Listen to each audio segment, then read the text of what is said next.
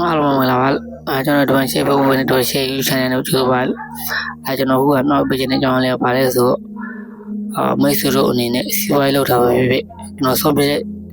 တ်ချက်တွေချမှတ်ထားပဲဖြစ်ဖြစ်ပြီးတဲ့လောက်ရမယ်ခံမရမယ့်အရာနှစ်ခုကျွန်တော်နောက်ပေးခြင်းပါလို့ခံမတွက်ချက်မယ့်အရာနှစ်ခုကျွန်တော်နောက်ပေးခြင်းပါလို့နံပါတ်1ကပါလဲဆိုကျွန်တော် condition အခြေအနေကိုခံမှန်းတာပေါ့ဥပမာကိုစီးပွားရေးလုပ်မှဆိုလဲစီးပွားရေးအခြေအနေနိုင်ငံရေးအခြေအနေတွေကိုပြီးတော့ကိုယ်လုပ်ငန်းနဲ့ကိုင်မကိုင်ကိုကျွန်တော်ခံမှန်းရပါတယ်လို့ဒါကို condition ပေါ့နံပါတ်2ကကျတော့ကျွန်တော်ပြည့်လူတွေကိုခံမှန်းရပါတယ်လို့ကိုကဒီလူတွေကိုခံမှန်းရဲဆိုတာမဟုတ်ချစ်သူကြီးသားထားတာပဲပဲအင်တော့ပဲယူချတာပဲပဲကိုရွေးချယ်လိုက်တဲ့လူကကိုနဲ့ရေးရှိကိုင်မကိုင်အဆင်ပြေမပြေ